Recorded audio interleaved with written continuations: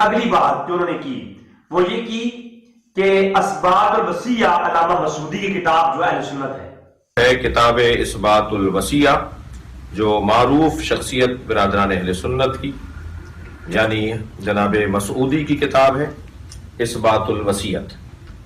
اس کتاب کے صفحہ نمبر 121 اور 122 پر موجود روایت وہ بڑی عجیب بات ہے کہ جو میں اپنے محترم سننے والوں کو دکھا رہا ہوں. یہ کتاب جس کا متن آپ پر اسکرین کے اوپر ملاحظہ فرما رہے ہیں. اسی طرح ذاکری صاحب اللہ کا واسطہ ہے، یہ ذاکروں کے ہاں ہمیشہ سے ہے، یہ اصول ہے کہ وہ جھوٹ اور تکیہ نوسی سے کام لیتے ہیں. یہ جھوٹ نہ بولے. انہوں نے کتاب دکھائی، اب یہ ذرا شروع کرتا ہوں یہاں سے میں بات کو. کتاب دکھائی انہوں نے اثبات الوصیہ علامہ مسعودی کی، ٹھیک ہے، اور یہ کہتے ہیں کون تھے؟ یہ جو ہے کون تھے جناب؟ یہ سنی عالم تھے جو 346 ہجری میں ان کی وفات ہے، اور انہوں نے بروج الذہاب بھی لکھی اور اثبات الوصیہ بھی لکھی، اور اس کے اندر انہوں نے یہ لکھا کہ اما فاطمہ کا گھر جلایا گیا اور وہ ساری جو ہے نا وہ مکذوبہ واقعہ پیش کیا. میں تو مختصراً بیان کروں گا، میں نے تفصیلاً گفتگو میری آلریڈی آ چکی ہے اس پر، وہ آپ سے سن سکتے ہیں میرے کلپ پہلے ہی. اچھا، سب سے پہلے گزارش کروں گا کہ علامہ مسعودی شیعہ عالم تھا، سنی عالم نہ تھا. اب آپ کسی کو اٹھا کے ہمارے اوپر تھوپ دیں گے. اب عوام کے پاس یہ کتابیں ہیں نہیں، عوام نے سن لیا، عوام کو علم نہیں کہ مسعودی تھا کون ہے.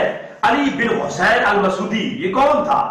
اس کا پورا معاملہ میں آپ کو شیعہ عالموں کی کتابوں سے ہی دکھاؤں گا. اب میں کہوں گا قبلہ یہ آپ کی کتابیں ہیں، آپ ہماری کتابیں دکھا رہے تھے، اپنی کتابوں کو پہلے دیکھیں اور الزام تراشی نہ کریں. اور آپ نے اپنی ویڈیو کے اندر کہا ہے کہ یہ علمی خیانت کر رہے ہیں طاہر القادری صاحب. میں کہتا ہوں علمی خیانت آپ کر رہی ہیں، یا آپ کو علم ہے ہی نہیں، اور آپ تو عبارتیں پڑھتے ہو یہ بھی جھجھگا رہے تھے. آپ کو تو ابھی عبارت پڑھنے میں مجھے ڈاؤٹ ہے کہ نہیں آتی. اب یہ دیکھیں آپ، علی بن حسین المسعودی شیعہ عالم تھا. اپنی پہلی کتاب شیعوں کی بحر علوم جلد نمبر 4، اور لیکن شیعہ رجال لکھتے ہیں، کہتے ہیں کہ کانا شیعی و متزلہ، فرمایا یہ شیعہ بھی تھا، یہ متزلی بھی تھا. کون لکھ رہا ہے؟ بحر علوم شیعہ کی معتبر کتاب. اس کے علاوہ خلاصۃ الاقوال کے اندر دیکھیں آپ، خلاصۃ الاقوال شیعہ کی معتبر کتاب، اس کے اندر لکھتے ہیں کہ یہ شیعہ عالم تھا. علامہ ہلی نے رجال ہلی کے اندر اس کی تصریح کرتے ہوئے کہا کہ علی بن حسین المسعودی ایک شیعہ عالم تھا، ٹھیک ہے، جو 346 ہجری اس کی وفات ہے. اور رجال نجاشی کھولے، علامہ نجاشی نے کہا کہ یہ ایک شیعہ عالم تھا. علامہ داؤد نے جو ہے رجال داؤد ہل کے اندر کہا کہ علامہ داؤد ہلی نے کہا کہ یہ ایک شیعہ عالم تھا. سمجھ آ رہی ہے بات؟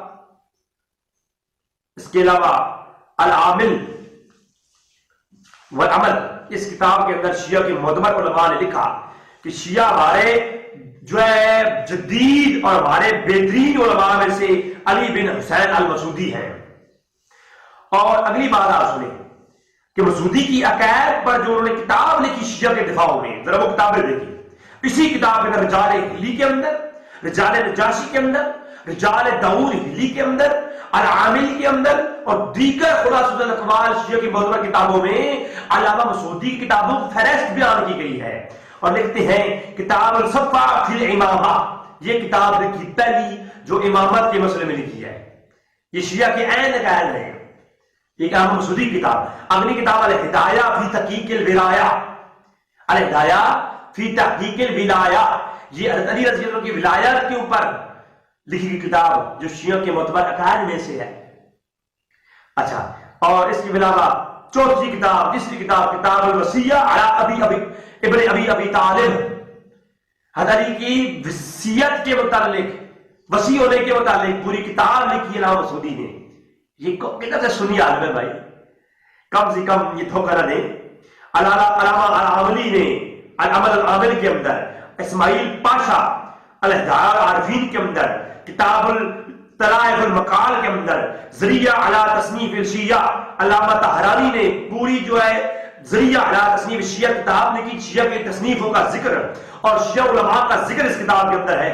علامہ طحرانی لکھتی ہیں علامہ مسعودی بہت بڑے شیعہ عالم تھے، انہوں نے کتاب لکھی الوصیہ علی ابی ابن ابی طالب۔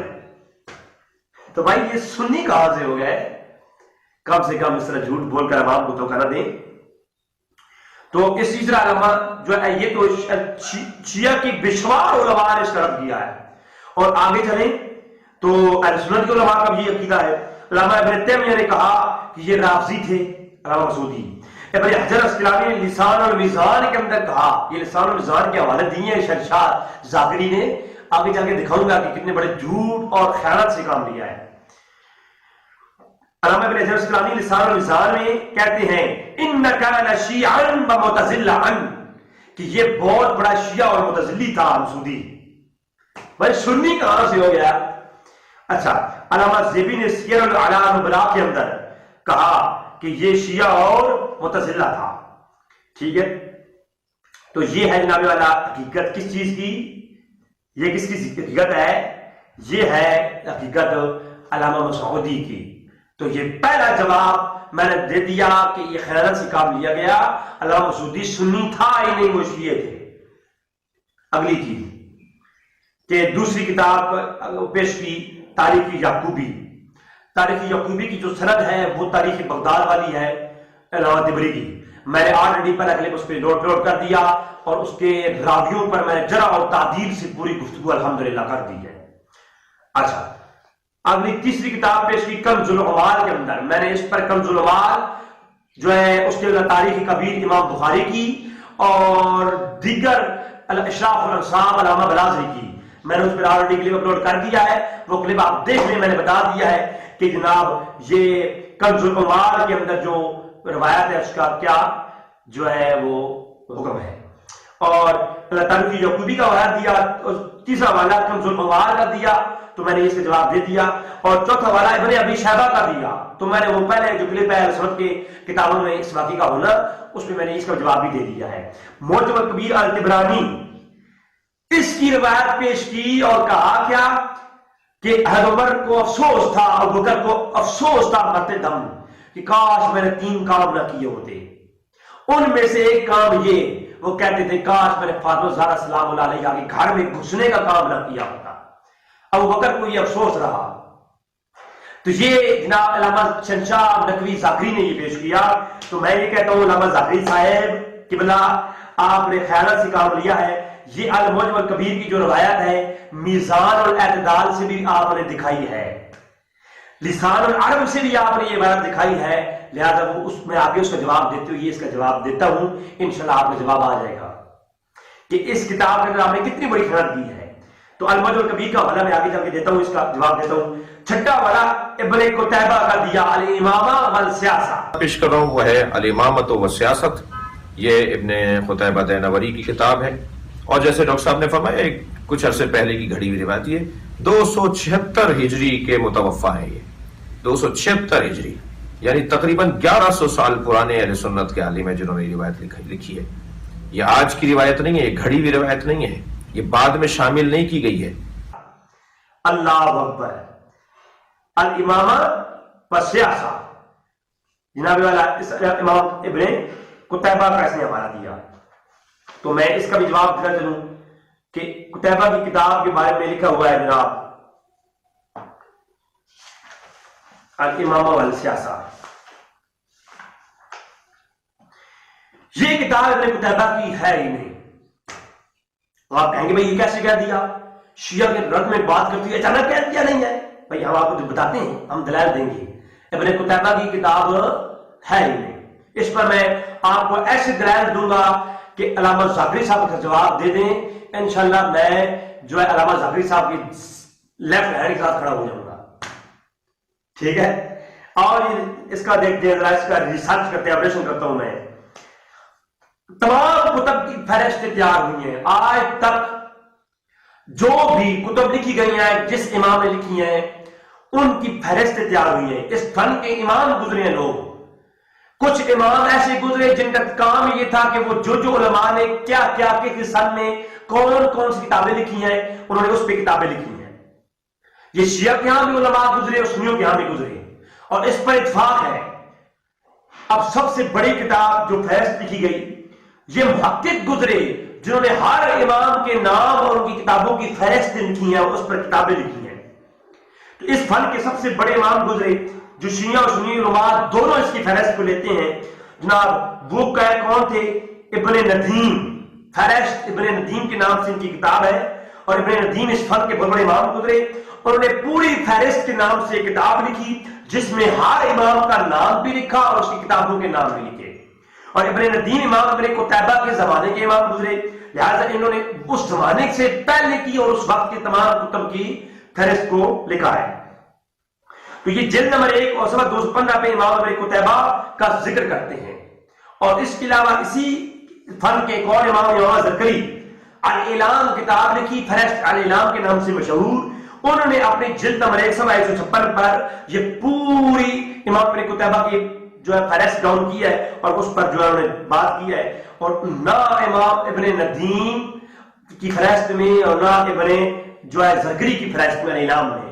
اور اس کے علاوہ جتنی بھی فہرست جدید ہو یا قدیم ہو، قتیبہ کی فہرست میں امام ابن قتیبہ کے نام کے نیچے کسی نے بھی السیاسہ والامامہ کا ذکر ہی نہیں کیا.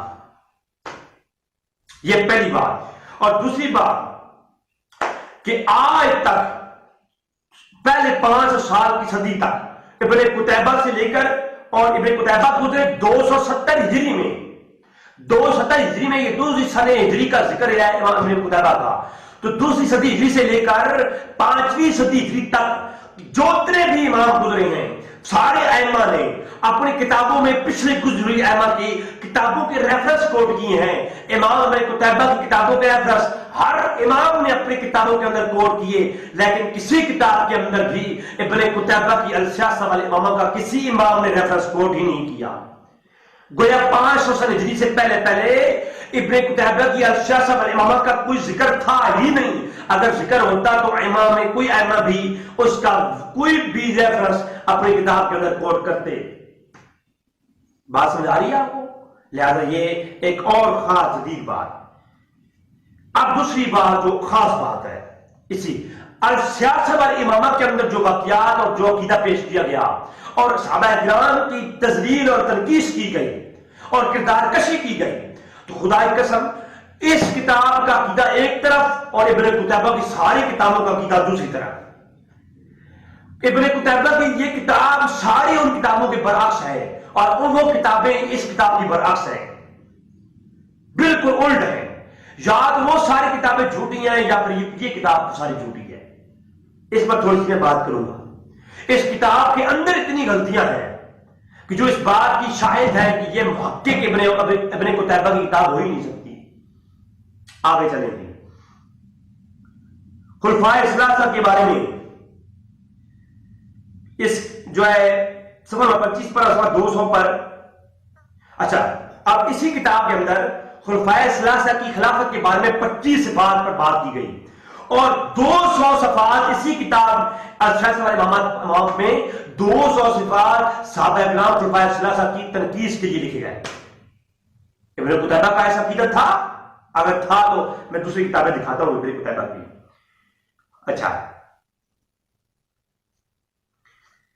اسی طرح اسی کتاب کے جلد نمبر 2 صفحہ 267 لکھا ہوا ہے کہ سعید بن ابو خیر مصر میں جا کر کے یعنی قتیبہ یہ کہتے ہیں اس کتاب کے جلد نمبر 2 صفحہ 267 پر لکھتے ہیں کہ قتیبہ کہتے ہیں السیاسہ والامامہ میں کہتے ہیں میں گیا مصر میں اور میں نے جا کے سعید بن ابو خیر مصری سے میں نے سماع کیا اس روایت کو. ایک روایت پیش کر رہے ہیں کہ میں مصر گیا اور میں نے جا کے سماع کیا کس سے؟ ابو خیر سے.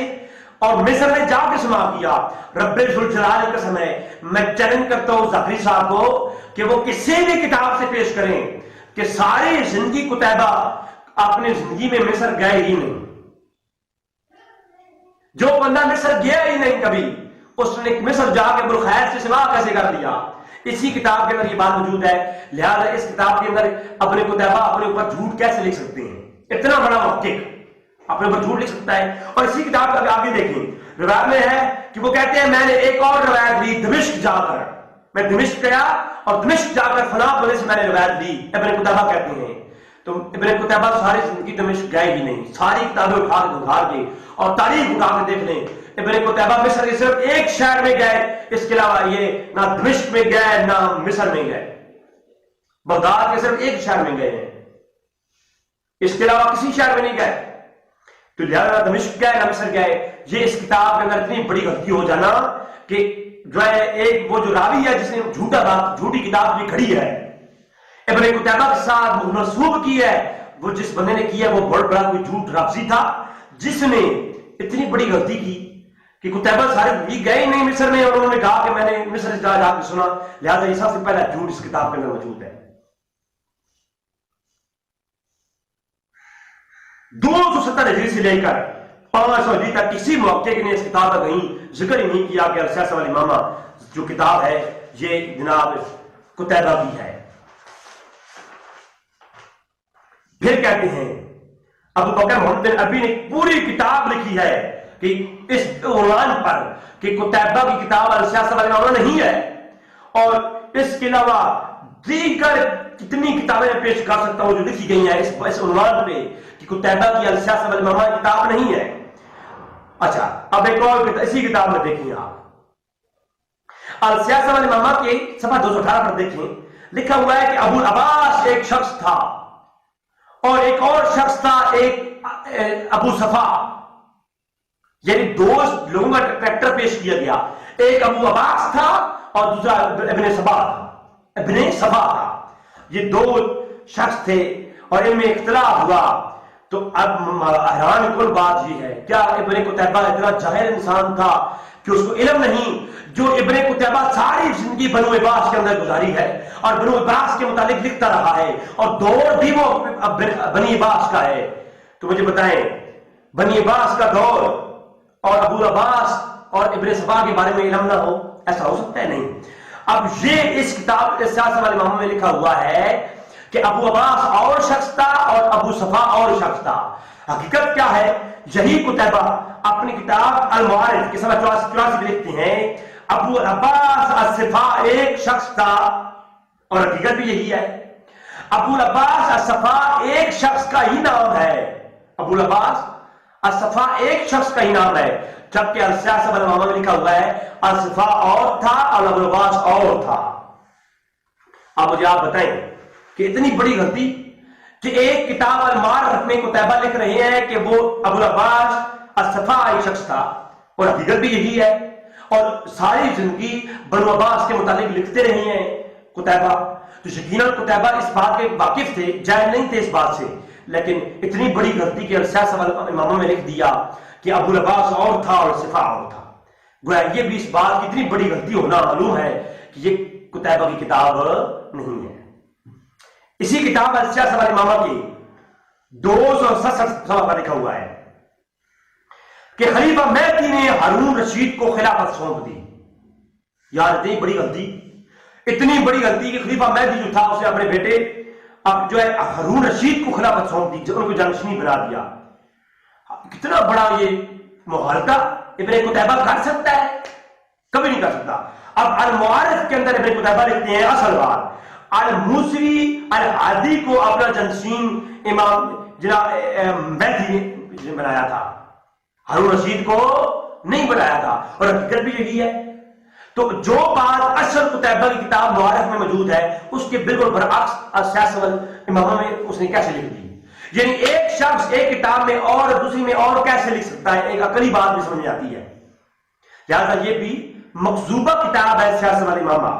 کئی کتابیں سے میں پیش کر سکتا ہوں۔ اب قتیبہ عن ابو لیلہ قاضی کوفہ، اب وہ کہتے ہیں میں نے سنا، قتیبہ کہتے ہیں میں نے سنا ابو لیلہ سے جو قاضی کوفہ تھے، اور 148 ہجری میں قاضی کوفہ ابو لیلہ وفات پا جاتے ہیں، اور قتیبہ 65 سال بعد پیدا ہوتے ہیں۔ مجھے امام سے بتائیں ایک شخص سے قتیبہ کہتے ہیں میں نے سنا، اور وہ 148 ہجری میں وفات پا جاتا ہے۔ قتیبہ 65 سال بعد طیبان میں پیدا ہوتے ہیں۔ اس سے ابو لیلہ سے سن کیسے لیا؟ اتنی بڑی سیاست والے نامہ کے اندر غلطیاں ہیں، آپ دیکھیں ایک شخص سے کبھی ملاقات ہوئی نہیں، وہ شخص آپ کے پیدا ہونے سے 65 سال پہلے فوت ہو جاتا ہے، اور سیاست والے نامہ کہہ رہی ہے کہ وہ اس سے ملاقات کرتے ہیں۔ اتنا بڑا مغالطہ قتیبہ اتنا بڑا جھوٹ اپنی طرف کیسے منسوخ کر سکتے ہیں؟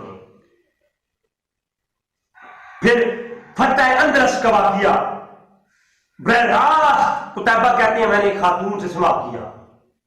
اسی کتاب سیاست والے امامہ میں موجود ہے کہ فتح اندرس کا جو واقعہ ہے، فتح اندرس کہتے ہیں فتح اندرس جب ہوا اس کا واقعہ میں نے ایک بڑھیا سے براہ راست سماع کیا، قتیبہ کہتے ہیں۔ حالانکہ فتح اندرس کا جو سماع قتیبہ کی پیدائش سے 120 سال پہلے اندرس فتح ہوا ہے، ابھی قتیبہ پیدا ہی نہیں ہوا، 120 سال پہلے جو ہے سماع ہوا۔ تو مجھے خود بتائیں قتیبہ پیدا ہو رہا ہے 120 سال بعد، اندرس فتح ہو رہا ہے 120 سال پہلے، ایسی کون سی بڑھیا تھی جو 200 سال زندہ رہی اور قتیبہ کو جوانی میں آ کر اس نے واقعہ براہ راست، بھائی براہ راست کیسے سماع ہو سکتا ہے؟ ایک واقعہ 150 سال پہلے ہو رہا ہے اور 150 سال بعد کتاب لکھی جا رہی ہے۔ اچھا سوال نامہ مجھے وہاں سے بتائیں اس کا براہ راست واقعہ کیسے سن لیا؟ جھوٹ پر مبنی کتاب ہے یہ اور جھوٹ کا پرندہ ہے یہ۔ اس کے علاوہ براکش کے کئی واقعات یہاں موجود ہیں، میں کوٹ نہیں کر رہا، میں اتنا ہی کافی ہے کہ یہ کتاب السیاست والنما امام قتیبہ کی ہے ہی نہیں۔ اگر یہ کتاب قتیبہ کی ثابت کر دیں یہ جناب شہنشاہ ذاکری صاحب تو میں ان کے ساتھ کھڑا ہو جاؤں گا۔ تو یہ بھی اہل سنت پر دوسرا بھی جھوٹ۔ اب اس کے علاوہ ایک اور بات پیش کی گئی، وہ کیا کہ ازالت الخفا کے در شاہ ولی اللہ محدث دہلوی نے، الاستیاب معرفت صاحب کے ابن حجر میں، فرید السبتین علامہ خراسانی نے، اور تاریخ تربی کے اندر زیاد بن کلیب کی روایت، اور اس کے علاوہ